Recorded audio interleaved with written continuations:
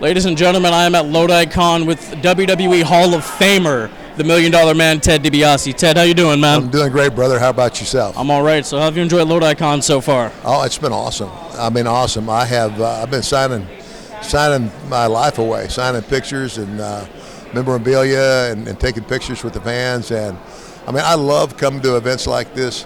One of the biggest reasons is at an event like this, I can actually have time to interact with fans, and they'll tell me stories. They'll tell me about matches that they saw, matches that they liked. I mean, a lot of times they'll go, Mr. Dibiase, please don't be offended, but I hated your guts. And I just laugh and I go, thank you very much. That was my job. Yeah, you give them the laugh? Yeah. I love it. Man, you're really popular right now. You've been involved with NXT and the Cameron Grimes LA Knight storyline, culminated with the $1 Million ladder match at TakeOver recently. Yeah. So what's it been like to dip your toes back in the business like that? Well, I've had fun with it, and obviously in the Cameron Grimes storyline, apparently it was like he got rich overnight with GameStop, went through the roof, and then he was trying to do all my shtick and apparently not do it very well, and I came back on the scene, and so we've had some fun with it, and all I can say is stay tuned. All right. It ain't over. It's been really interesting how they've been able to incorporate a real-life event like the GameStop stock into pro wrestling. I love it. I love it. So, I mean, you designed the $1 Million Championship after WrestleMania 4.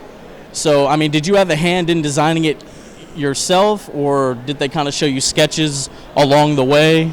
Well, no, I didn't. Well, I showed. I'll put it this way. When they showed me the first what the dollar sign would look like, I said that's okay. But initially, the one that they had, in other words, if you look at that belt, there's like the great big one, and then there's a smaller one. Well, initially, that smaller one was going to be the big one. The main plate? Yeah, okay. And I said no.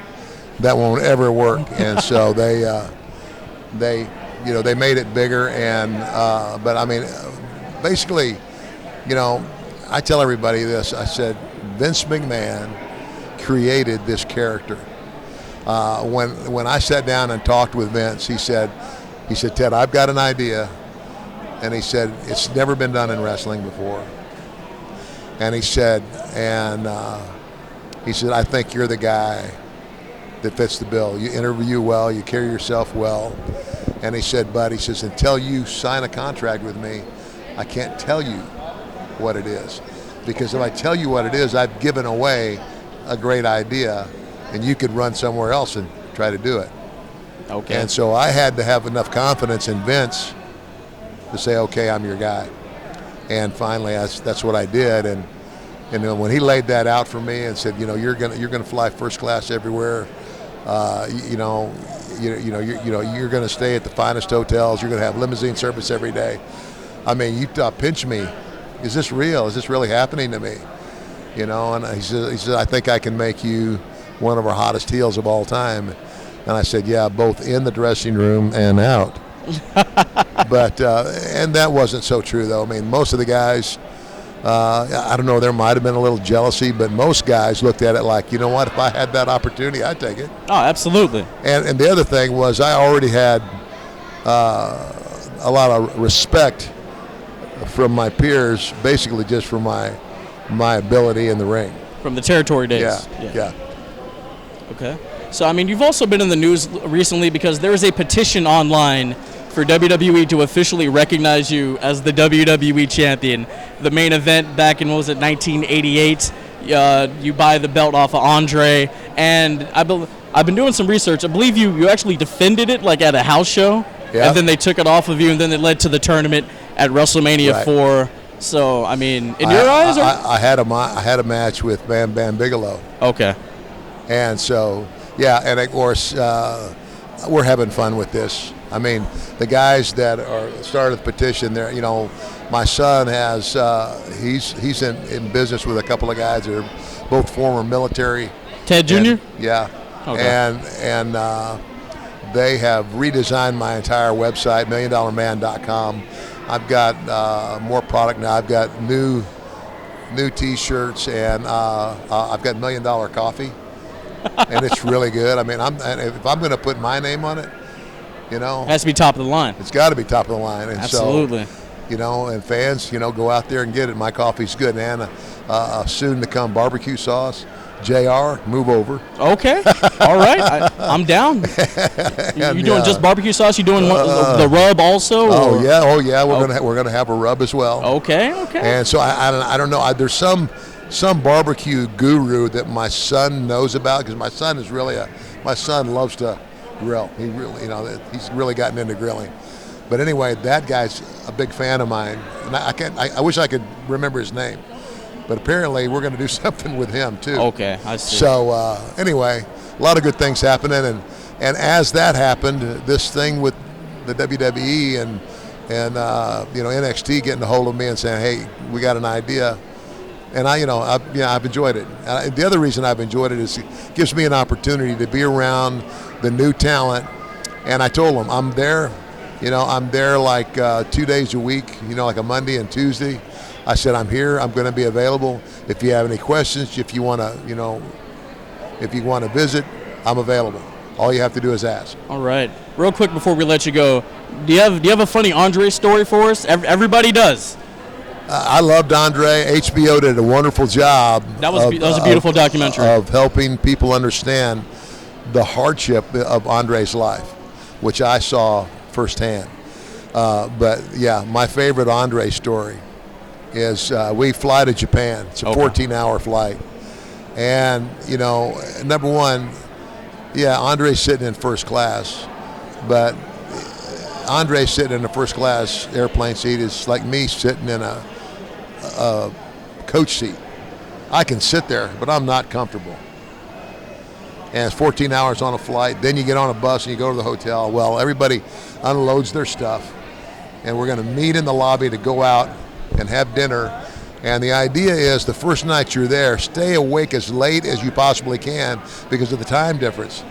Because if you go to sleep too early, you're going to wake up at 4 o'clock in the morning and be wide awake, and then at 2 o'clock in the afternoon, you're going to be asleep. So I hit the elevator button. I'm going back to meet everybody in the lobby. When the door opens, there's Andre. Okay. Hey, boss, let's go eat. So the elevator starts down, and brother, I'm telling you, that elevator stopped on every floor. And on every floor, 2 or 3 little Japanese people got on that elevator. Now, Bud, when you and I would have thought this elevator's full 2 stops ago, and it stops and more people, in Japan, the whole country of Japan is the size of California. But the population of Japan is half that of the United States. It's crazy. Brother, that's stacking them up. And so, anyway, Andre is somebody who obviously looking all his life to be comfortable, and they keep getting on the elevator. So he reaches over and just gives me a little tap. And I looked up at him, and he winked at me. Well, brother, the next thing I heard was the loudest, longest fart I have ever heard in my life. I am biting a hole in my lip, and I'm consciously thinking, I know this is the giant, but how could any human possibly have that much air in their body? I've heard the fart stories. And only thing I could picture was the poor little Jap guy that's standing directly behind him, getting it right in the mug. Well, I can tell you this. When the elevator opened again, it was like the Exodus. I believe those little Japanese people were falling all over each other trying to get out the door.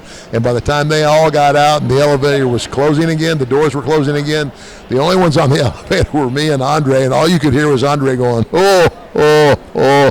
And he looked at me and he goes, well, boss, they won't crowd the big man anymore, will they? I said, no, they won't. That's awesome. Ted, I don't want to take up any more of your time, but you are selling autographed copies of your 2008 book, The $1 Million Man. Let people know where they can find that. Let people know where they can find you. Well, listen, again, go to milliondollarman.com. And just about everything that I have to sell is online at my shop. And it's milliondollarman.com. That's where you go. Absolutely. Hope you get some comeuppance on LA Night. That was a hell of a bump. Hey, I was going to show those little kids how to do it. You still got it. Thank you. Hey, and just remember, everybody's got a price for the $1 Million Man.